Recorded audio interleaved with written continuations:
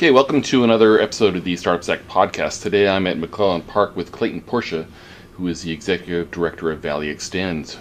Welcome, Clayton. Let's start off with you introducing yourself and tell us about yourself. What's your background before we launch into ValleyExtends? Yeah, okay, so my name's Clayton Porsche. I started building companies at the ripe old age of 17 years old. Wow. Built my high school senior project was actually a magazine that my family gave me a couple of bucks to build, and it was called Travel Host. Went in all the hotel rooms in San Francisco and built that up, and then actually sold it. Stepped into chamber advertising booklets, which was kind of an interesting place to be at the ripe old age of 19. And where was this? Where were you at? So this was actually in the Bay Area. Okay. So we lived in a place right next to Stanford University. Okay. So when I went off to college, I ended up needing to find a way to also pay for things. I played basketball at UC for a couple of years, and you know, at the end of the day, just needed money. Mm-hmm. And so I built things with the Chamber Advertising Solutions Group. So we had 40 chamber booklets working with small businesses and other things like that. So college goes on a couple years, and then I ended up at Stanford. Never graduated from either place, just kind of felt like it kind of held me back and was slowing me up. And so what I ended up doing was owning the Chamber Advertising Solutions, selling off each book individually for about 100 grand, and we had about 40 of them. And then stepping into my first startup. And so my first startup was something called LeapSet. And actually, Drewski's has their actual point of sales device right down the road, and a lot of people do. So it's a point of sales device that had online ordering, and at the time, and payment resolution. But at the time, that was kind of a big thing. I mean, it was what, 9 years ago. I know, it feels like forever, right? So we did that. Subsequently, we sold that company within 8 months for $45 million to Cisco Food Systems. Wow. And I was the VP of sales by the end of the whole thing. After that, took some funding off Sand Hill and killed the company and put $500,000 of my own into it and watched that fly and burn. Stepped into another company, Elastic Digital, helped that kind of move on with what it was doing. Sold a company into Marketo on the marketing automation space for about 62. After that, went to a company that actually had been around for 5 years, and what they had been doing was categorizing people by how they use social data. Not their sentiment towards things, but what they liked, shared, what their friends liked and shared, and how that looked. Subsequently, that is actually something that we sold into Facebook. It's the algorithm that runs all of the Facebook ad platform and all of the sentiment, not the sentiment analysis, sorry, all of the understanding analysis of who a person is and how their social group works. So we sold that in there. After that, I built a company called iCharts. Yes. I've heard of them. So they're local here in Roseville. I moved about 35, 40 employees down here. I had already moved a lot of go-to-markets down here anyway, so it was making a lot of sense. Every time we take a check off Sand Hill for 5 or 10 million, the VCs would ask me, hey, you know, what are you going to do? You know, where are you going to scale? You know, are you going to do it here in Mountain View or where or whatnot? And I would usually tell them, yeah, not here is the first answer. And then I literally remember one of the VCs we were talking to, and I said, yeah, I'm going to scale in Sacramento. He goes, why are you going to Nevada? Right? And I go, no, Sacramento's, it's the state capital of California. He goes, and he's looking at me like I'm super wrong, right? And he's going, it's not. That's San Francisco. And you got to realize a lot of VC money that's out in the valley is not necessarily originally from America, right? And or a lot of the VCs have been people that were on H-1B visas, which has been great to the valley and great to our economy. But at the end of the day, they got done with their first project, became a citizen in some way, shape, or form, or got a green card, and now they're working in VC or doing other things like that. Interesting. So I've had a number of CEOs that were from other countries and other places. Tends to be the case. Okay. So that's my background. Okay. So right now you're the executive director for ValleyExtends, which is where we're at. For those who aren't familiar with ValleyExtends, which I think is a lot of people here in the startup community, that's what it seems like. Because you guys are kind of quiet and you just do stuff. But can you tell us a bit about what the origins of ValleyExtends are and what you guys do? All right. So the origins of ValleyExtends, they actually start in a sauna at Lifetime Fitness. Okay. I and another gentleman named Daniel Del Rio, who actually works here for me, who was sold about $5 million for me at iCharts, met Larry Kelly in a sauna at Life and Fitness. And we were actually talking about deals at iCharts. And for those who don't know, Larry Kelly is a big real estate developer. Yeah, here. he owns McClellan Park. Okay. So everything here on base, which is 3,500 acres, over almost 10 million square feet of space, 450 businesses here on campus. We have a runway that's over 2 miles long, so we fly in and out. That's hence the name ValleyExtends. It takes 30 minutes for us to get to the valley. So we're extending a new landmass to Silicon Valley. So that's why a lot of our companies come from there or other places like that. He also owns the rail yards and a bunch of other stuff. But yeah, so I met Larry there. You know, he asked what we did. My employee said, I work for Stalin. And then he asked me, he said, Stalin, what do you do? And I said, no, my name's Clayton. And you know, I subsequently came out here because he said, well, I do a little bit of building. That's all he said. Most humble, nicest man you'll ever meet. And so I come out here and I'm like, well, holy crap, he owns his own city. And he said, so what do you see? And I said, I'll build a startup city. I'll build something that's impactful and let's just do it. And then he literally couldn't get rid of me. So I would literally come probably on a daily basis and there was no anything else going on. It was just, would come on a daily basis and start doing work and start talking to people and figuring out what I could do. Subsequently, we entered into a relationship where ValleyExtends came out of. We built a website, which we've never updated since day one. And honestly, we just started running. What we found was that the niche that we control or that we work in, which is go-to-market strategies, so sales, marketing, customer success, how that relates back to product, is a really big niche inside of the tech community. Not many people, if any, are really focused primarily on that. A lot of accelerators focus on accelerating technology growth into a market, but they don't focus on the iterations of how to get the technology to the market, what the market says, and how it comes back, which is where we focus a lot of our energy. And you know, at the end of the day, when I looked around it, I said there's a lot of co-working facilities and there's a lot of incubators to incubate technology. There's not a lot of people who really are saying, hey, if you come in with us, we're going to make you money and we're going to make money with you. And you know, it's really interesting because Larry has a saying that I've heard him say it to a number of people, and he goes, just nothing really happens until somebody sells something. And it's kind of true. There's a lot of things that can be built, a lot of things that can happen before that, but nothing really big can happen to your company until somebody sells something. Because now you don't have a customer, you don't have a transaction, and I believe personally that money is the validation of you doing great work. So if people are willing to pay for what you have. Absolutely, right? Like the greatest companies in the world at the end of the day are able to build something that's amazing. People come to it and they give dollar amounts for that thing, and basically all they're saying is, thank you for building this, right? And if you do it right, that's the way it should be. So we have a lot of companies that are in that space where they're trying to get people to thank them for the work that they've done, and so we want to help them with that. A lot of that has to do with the sales, marketing, customer success. But what we found is, you know, I've built about 15 or 20 go-to-markets before here. Now we have 35 companies here in ValleyExtends or virtually, and so we built a lot of go-to-markets. I would say 60 to 80% of a go-to-market is similar across almost any industry. There are a few variances in that, but for the most part, they're very similar. It's the 20 to 30 to sometimes 40% that's very capitalized around like who that company is, what their message is, where they're going, and things that are happening. You know, that stuff, it changes here and there, but for the most part, it's you know, very similar. So what's the program like? You said you've got 35 companies here, and they're not just local, but you bring them in from outside as well. What's your program like with your sales and marketing accelerator? Yeah, it's interesting. So first we take an assessment of the entire company, and we just see, sometimes a company only has 1 or 2 people, 3 or 4, sometimes it's a little larger. Kick Factory, for instance, when they came in, you know, they actually have 30 employees that work from different places all over the United States, but they really only have 4 full-time guys. And we take assessment, we say, look, what vertical are you in? How does that work? What does it look like? And I bring in my go-to-market agents. Sometimes I even bring a VC in or two because I need other people's eyes, thought process, and what they could generate through looking at the product. And you know, other people have other specialties, I think, around the industry. I'm pretty well versed in a lot of things, but there's some people that are very specific in certain pieces. So we'll find the right pieces and we'll just interview. And as we interview, what I'm looking for really is a few things. Is your product innovative, right? And can we make money with you? And it's with you. It's truly with you. I think that's the catch difference. A lot of people will say, hey, come into our accelerator, rent a desk, do this, and you know, you'll get to be around cool people and talk to a mentor.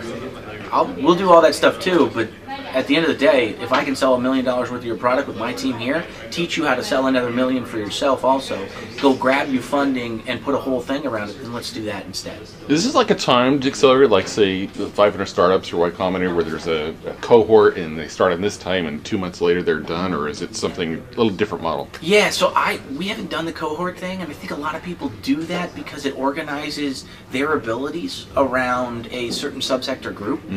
We look at every company individually and we assess where they are at that time.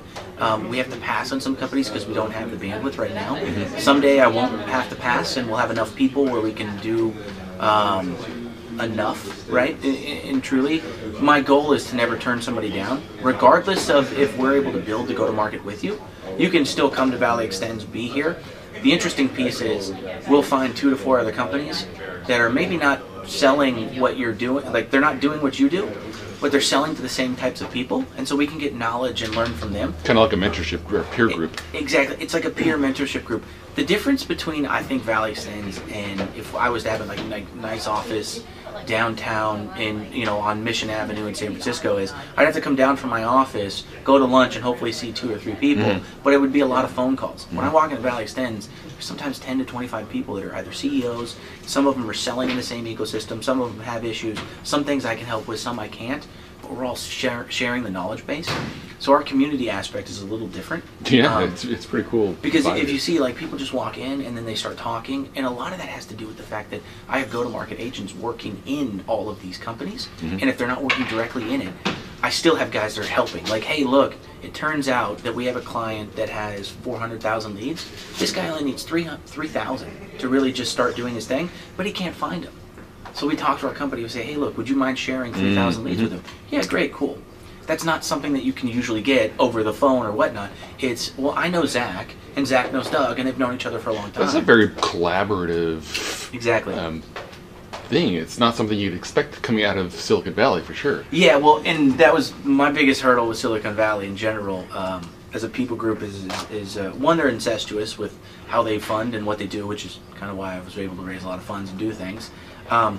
But unfortunately, there's not a lot of room for new people in that, and I think new people sometimes have something better to offer a community than the old. 2, I think the mentality of the people that I've found here in Sacramento comparatively to the mentality of the people that I've seen, and it doesn't go for all people, right, across Silicon Valley, because there's just so many great people there too, but there's a lot of people that really feed on the ecosystem as what it is, and they're there to hunt and kill and kind of get. Predators. And I think out here, you know, you have a guy like Larry Kelly. I mean, to be honest, in the game of life, he's already won, right?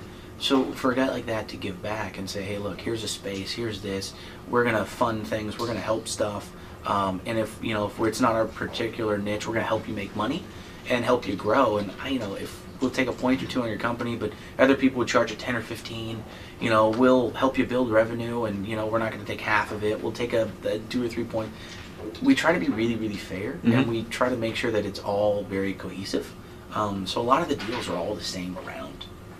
Every product's a little different, but we try to deal with people really in 4 phases. If you need space to grow, we'll help you grow. We have 10 million square feet of space, you know, we'll figure it out. If you want something that we call as fractional business development, which is kind of coined to us and something different, it's something we can offer to some companies and not others. It just kind of works and doesn't. It put $5 million on the pipeline for Kick Factory or some of the other ones in less than 60 to 80 days because of the right stuff. If you want go-to-market services, we'll help you there. And then honestly, we typically take equity for some of the work we do, so you don't have to pay market rate on the work. So typically, you know, you're paying a quarter of what you would pay for an employee. Wow. So part of the biggest reason I think startups have an issue is just, look, I only have $2,000 to do all this stuff. I don't have enough money, right? But if I already have guys that can do it, we have 200 employees in Kenya that can help us in other things, and they're already paid for through other stuff. So we can leverage them and lean on them. Look, I'll charge you $1,500, save your $500 for marketing expenses here, and I'll get you 3 employees. And they're looking at like, holy crap, I got 3 employees. One's doing calling, one's doing emailing, another one's running social for $1,500. Right? Like, you couldn't find that anywhere else. And these are people that are getting educated, coming through school and doing other things too. So is there a particular stage or even vertical that you're looking for to bring in here, or is it just pretty much kind of how do you judge who you accept here, I guess? I think honestly there hasn't been, although a lot of people say that we should kind of start focusing down. I kind of think that if I focus down, then I may not get the broad knowledge that I'd like to get, because there's some things in certain industries that people are doing, and I'm like, crap, that would really work over here in this industry. No one's thought of it because most guys from that industry never touched it. So Cross-pollination then. Yeah, so far that cross-pollination thing has worked really well for us. We built go-to-markets for K through 12 for the AT&T Aspire program, and just kind of went through the roof. And so we have some big corporations we've done things with too. So I wouldn't say that we've focused down yet. How we, I think, sub-select people is kind of interesting. I hired people only based on two things, really kind of ever. Unless it was a very specific skill set that was needed, and or people had a background of it. But even if you have the background, you have to have these two things in order for me to hire you. And it was, do you have what I call as an agile mind? So the ability to learn quickly, be dynamic in your learning, and are you thirsty for that? And do you have a work ethic? If you have those two things, you can literally almost do anything you want. And so I could hire people within that realm. I look for that in a lot of the people that come in here, because I think people have to be a little more open-minded to, it's not just all about them, it's kind of about us. Now, at some point, there will be a time where you need to switch to more about you and then us, but that's, a part of the process too, and we walk through that. So we look for good people. I think one of our vetting models is we want good people that really work hard and that are really trying to self-educate or be very smart. Okay. So, like a lot of VCs, you're looking for the team. Yeah, I would. Yeah, I mean, team is as important as anything else in the world, if not more. I mean, at the end of the day, I've seen some fantastic products with really crappy people, and people are like, "That's a crappy product because I don't like the people." And I've seen some really not so great products, and I've sold $26 million worth of that stuff in a year, right? So it was an okay product, but it wasn't what other people were wanting, but we knew how to describe it, we knew what it was, and they wanted to work with our team. So who are, we talked about some of the teams or what kind of people you're looking for. Who are some of the examples of who you've got in here? Maybe and name some of those, and are any of those particularly innovative or disruptive that you see? I think one that's really, really interesting right now, it's Web Life Stores, also Vinea Lighting. They are actually, they make about $12 million already this year. So they're not a small company by any means. They have a little bit of the place back there, but they're moving into the IoT space around lighting for cities. So detecting gunshots, figuring out how many people are at festivals, dimming and lighting up streets in a different manner, saving energy, things like that. I think they're particularly interesting. Party on Demand kind of went famous with what Willie G did. And if you type in Party on Demand and go on YouTube, you'll see it, and you'll kind of see why. The guy's dynamic and personality and what he does. They came all the way up here. Jeff Bezos is watching their company, and they've had personal conversations with him just around, if you're able to make this work, Jeff will just buy it up and say, great, now I can unseat and do these things. Career Athletic Advisors in Atlanta, they're actually one of our virtual companies. They help colleges that don't have the funds to basically give athletes a better opportunity at careers after they're athletes. Because athletes spend so much time being an athlete that they don't have the same advantages when they get out of college that some other people have. So they do that. Swiss Monkey's really interesting. It's an app that works in the dental field that helps solve some really significant problems around finding and recruiting talent. Querio, it's in Salesforce's incubator right now. We're going to build their go-to-market. KG and them are light years ahead of a lot of people. Light years ahead. It's a Alexa for data. So basically, it can go into your Salesforce and you can add query and you can say, who's my top 10 sales reps? And it'll pop up with these 10 names. And then it'll say, well, and then you say to the data, well, so who's my top sales rep out of those 10 based on profitability? Oh, it's Clayton Porsche. And then you just ask this question, why? These are 5 things that are different from Clayton Porsche and that. Predictive learning, machine learning, and a full AI set that sits on top of it that I think is really interesting. And KG and them can talk a little bit more to it. We have about 30 other companies on top of that, and funds. So we have, funds like the Black Angel Tech Network. We have people from Sand Hill that are coming down here as individuals and both as funds that they represent. We've worked with John Kuhnhart. We've worked with AT&T Education. Lagunitas Assets is here. Kick Factory is one of the more innovative companies. They are a AI messaging platform and analysis platform that sits on top of Twitter. So think of it this way. The old adage is, and what these guys are actually inventing and have invented, is a whole new interaction point that most companies don't even know about yet. If I was riding my bike right now and I got a flat tire, right? One of the first things I would probably do is actually go on Facebook and go, crap, or I'd go on Twitter and go, son of a, I got a flat tire, right? And the next thing you know, I still have to go online, look and shop and buy a new tire, right? I also need a ride now at this point. These guys have a system that actually analyzes all of that stuff that's going on Twitter. And so what it does is they work with seers. So seers will come in and say, Clayton, we're so sorry, addressing an emotional need. So sorry that you got a flat tire. Here's 25% off. Or would you like us to just order it here, push 2 buttons and pre-order? So I could pre-order my tire. And then they work with Lyft, and Lyft can come in underneath and say, we spotted that you needed a ride. Clayton, so sorry, would you like us to send a car? Press this button. Boom. So they're fulfilling needs that are actually out there right now. Did they come out of Angel Hack a couple of years ago? I don't somebody know. Maybe I'm mixing them up with somebody else. Ryan, were you at Angel Hack? No. No, okay. Somebody else. Yeah, so, well, now you're seeing the viability of why ValleyExtends real-time is interaction right now. It's just, boom, hey, Ryan, what is it? We kind of have a 2-minute rule around here. If we think we can solve an issue or a problem or get value in 2 minutes, let's do it. Okay. Those are really interesting companies. I mean, Kick Factory put $5 million on their pipeline. And the reason why is what I call is fractional business development. A friend of mine, Seb Maynard, and some of the others are actually in the retail space. And they work with huge advertisers and other people. So I hit up Seb and I said, hey, look, if I can figure out a deal where you can sell their product and they'll give you a percentage of what you sell, would you do it? They said yes, and he said yes, and so the next thing you know, he goes and gets them Walmart, Target, Best Buy, a bunch of other ones because he's out in Minneapolis. Then we hire another 5 to 15 people to do the same thing. There's no money exchange from these guys until they do something.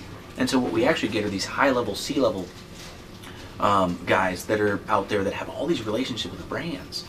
And if they like it for their company, they'll not just refer, but they'll get a good referral system for it, right? And so we build a whole system around that. So it's very minimal actions for these guys, but it brings their go-to-market kind of light speed because now you have 10 or 15 guys that sometimes some of them have thousands of customers of their own company where they're just going like, hey, I'll talk to my sales rep and tell my sales rep I need to get to these 15 companies for Kick Factory. And we have a fractional BD guy here that's a concierge service, and he'll just run all that stuff for him. So it's an easy way to put a lot of money on a pipeline really quickly, based on relationships. So you've been in operation for about a year.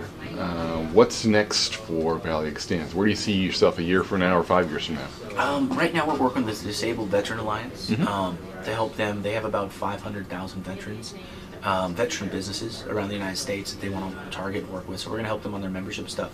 One of the interesting conversations that came out of that was the possibility of EDA funding. And getting a couple $1 million to actually build out some stuff here on the base for that. If that happens, great. If that doesn't happen, we have a conference center that fits 4,000 that we'd probably go into the second floor of, and there's over 200,000 square feet there that we can just take over and build. The goal is to start letting the ecosystem kind of thrive on itself. I think we've finally significantly moved past the idea of me needing to be here all the time, which is cool because I have go-to-market guys that are here that are as good as anything else. So I trust them. Typically now when companies come in, I find one of our agents to say, look, this is the guy for you. Here's how we're going to structure it. Here's what we're going to do. They're already on salary from us, and they're just here to help you and new companies that come in. So we have a growth path on space. The rail yards are coming up. Obviously, Larry owns the rail yard, so as those come up, we'll figure out how to do that. We also have a lot of corporate innovation stuff that we're trying to work out right now, and the more we work that stuff out, the faster we'll grow. For the most part, I think we're limited because we need people. It's not space. I need more people to do more go-to-markets. We get 5 or 6 different companies every other week or so that want to come down here. We literally don't have time to build their go-to-markets. They can come, they can work here. But we can't build their go-to-markets. And some of them are digital, and that really then just completely hinders it. Like if I can't put somebody on that thing, that's digital. But this is how you tie Sacramento into the world ecosystem of startups and innovation. So speaking of that, what are your thoughts on the Sacramento startup an innovation ecosystem here. Where are we at? What do we need to do? How do you see yourself in it as far as ValleyExtends goes? I'm never as bold as saying that myself is in something or not, right? Like in that sense, like I don't think that I'm something that will make or break anything. That's just not my applicable. I just do what I do and try to be really good at whatever it is I do. As far as the Innovation Hub, it was really, I think I'll take a step back on this one. When I moved iCharts here, for instance, I talked to a lot of people, real estate guys, this, that, the other. Everybody told me not to go to Sacramento, to go to Roseville and build out iCharts there. The main reason was they said that's a government town and that's where government employees are and that's this. And that was literally 2 years ago, 2.5 years ago. So in that time frame, right, I think the message has changed quite a bit. But it was interesting, right? Like, hey, look, this is still not looked at in that manner a couple years back, right? I've seen that in the last year and a half or so, even I think before I even started with things, the ecosystem has started to change. I think what is one of the things that Silicon Valley does really well, right, is that the CEOs, the big-time CEOs, and even some of the medium-time CEOs, and the guys that were once big-time CEOs but now are doing a new startup, right, they do a really good job in Silicon Valley of interacting personally, professionally, and just kind of being around and being visible and being able. Sacramento's CEOs seem to be a little different in that they're a little more quiet, right? So we need to find a way to get them tapped in and better involved, perhaps? Yeah, well, and I think that Barry and them have done a really good job of that, right? With bringing out some of those board members into the community a little bit more. And look, you know, if I was them too, maybe I don't want to come out and do much more than focus on what I focus on too. So the ecosystem has to grow into its britches in a sense in that, right? I think the other piece is having more sustainable events would be really interesting. But I think you're starting to see at the Hive, they're starting to do a ton. They got the cannery stuff going on, so you're going to start seeing that. Beyond that, one of the biggest things that I've made a push for is that at the end of the day, and it's just the way that I think and has nothing to do with anybody else here in Sacramento, if people think of where do I get funding and where do I get money and where are VCs at, they need to think ValleyExtends.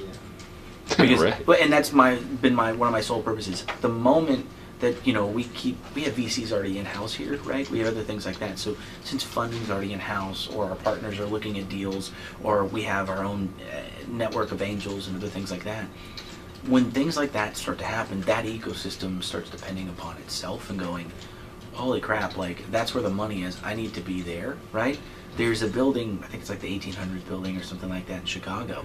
Chicago's old VCs, you know, they lived up in ivory towers. And you'd have to climb all the stairs and knock on all the doors and go get there. But the 1800 building was a couple of billionaires that kind of came out and said, hey, look, we want to build a place where just all the best startups in the world are. And it became such a place that the VCs had to come down from their ivory towers, get rid of their expensive offices, and go and slum it on crappy IKEA desks with the rest of us, right? Sorry, IKEA. Yeah, no, but you know, but why did they do that? Because that's where the differentiated deal flow was. That's where everybody is, right?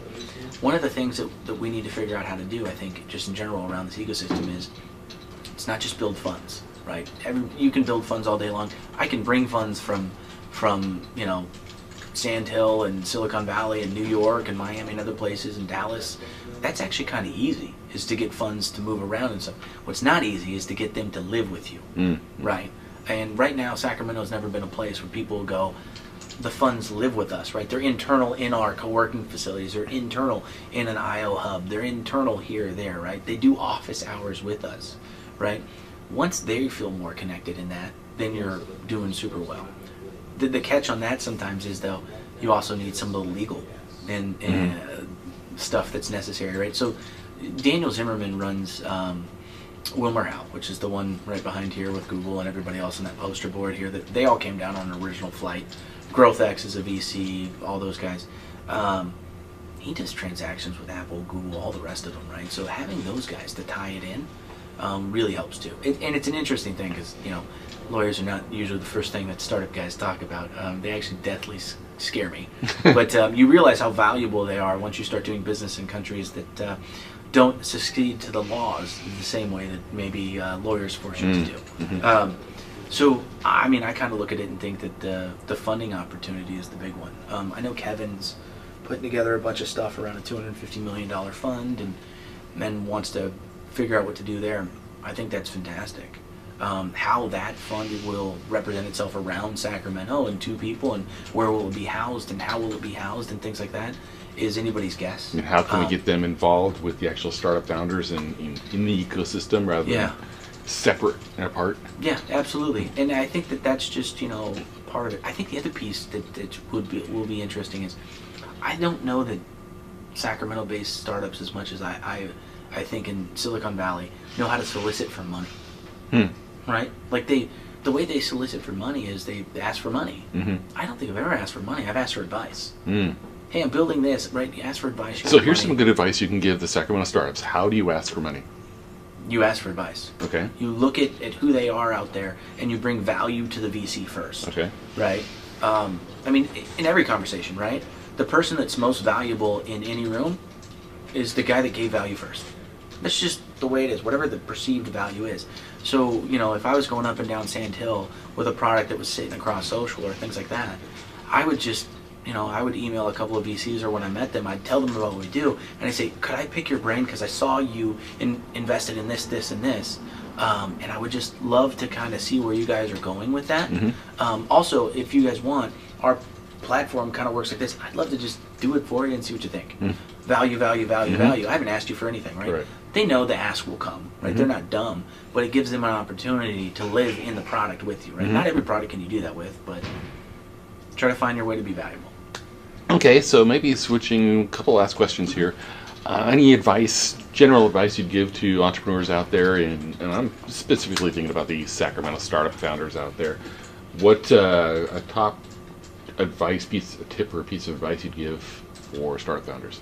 Yeah, I mean, I think it's the same advice I give all of our companies in here. Let's go make money.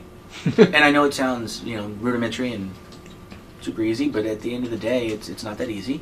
And there's a lot that goes into it, but the #1 way for a company to be seen by VCs is to create systemic growth. Earn revenue first? Is that... Yeah, I mean, at the end of the day, if you're looking at building revenue before you're looking at anything else, people will come around you, right? And then the conversations you have with the VCs are, hey, I was doing 50,000, now I'm doing 100,000 a month, but I'm running into some scale issues. Was hoping you had a company that could mentor me or talk to me about that. Cool. They're looking at you and going, yeah, we do. Also, what do you need? Right? Like, it's a different conversation. So I think, the fact is less than 1% of companies really ever get funding. Right? I was lucky because of the place I was at and what I was doing, and it was a little easier to find that. But at the end of the day, I also looked and said, hey, I gave away a lot more of my companies than I probably should have, right? I'm a catch-22 on this whole VC thing, because I think traditional VCs are starting to change, and you're seeing that they're kind of merging into what a P&E firm could almost be, or they're putting operational metrics around this or doing some of those other pieces. I really wish they would have done that a lot more earlier. Because it would have helped me to understand that maybe I don't need to take $6 million. Maybe I take 2 and build money, right? And build pockets of revenue. Or maybe I just build up a bunch of revenue and then a bunch of people throw money at me and I get the right evaluation at the right price and give it away 50% of my company. So earn revenue first. That's something that I've heard from a lot of other people out there. Okay, wrapping up, want to thank you again for your time. Any last shout outs or anything you'd like to share with the world out there? I mean, I think the one thing I would tell everybody is feel free to come by anytime. Okay. We let everybody work here for a week or 2 or longer, honestly, and for free. It doesn't, have a cost. Come by, spend some time. We have desks, we have places you can work. We have picnic tables outside. We got a conference center that fits 4,000. There's food on campus. The luxury of having a lot of space. Yeah, it's nice, right? So I tell people to come out and spend time. Look, I remember, I can't remember who actually told me this, but it was actually a VC out of the Valley. He said that a company came by his office, and he was like, "Look, I'm not going to fund you guys. Like, it's just not going to happen." But in his office, there was like an area where everybody ate lunch and did stuff, right? And there was like a Starbucks over by us. It was like a communal thing, so he was always over there. So these guys just started showing up there every day and working and working and working, and then they created a better relationship. And then from that relationship, they would ask him questions and he would answer. And then all of a sudden it was, hey, and then to this day he never funded him. But you know what he did? Got him somebody who did. Absolutely, right? Why? Because at the end of the day, he went, look, these guys are on point, they're working, they're doing things hard. I can't help them, right? Because I can't help everybody, and we're not funding those kind of things. But I know 3 guys that do, right? Very cool. So I honestly think that that's part of this community aspect of it. Come down and be a part of it and see what happens. We haven't had anybody leave yet, which is cool, and we haven't had anybody disappointed, I think, because I mean, our community's goal is when there's a new person here, how do we add value to the new person? Cool. And so for people to find out how to come down here and check it out, it's ValleyExtends.com. Is that right? And I mean, it's 3140 Peacekeeper Way at McClellan, California. We happen, my partners happen to own the city of McClellan and the zip code, and I don't know the zip code, but so it's an interesting place because you can come down here and be around with these guys, and you'll get to meet some people that probably you are doing a lot of really big things and really cool things, and you get to meet some of the other guys like myself that we slum it and we work hard, and we don't really care about the egos and the people and everything else. We want to do work and make some money. Okay, cool. Well, that's a very gracious offer, and hope some people take you up on that. And thanks for your time, and looking forward to great things from you guys. Awesome. Thank you.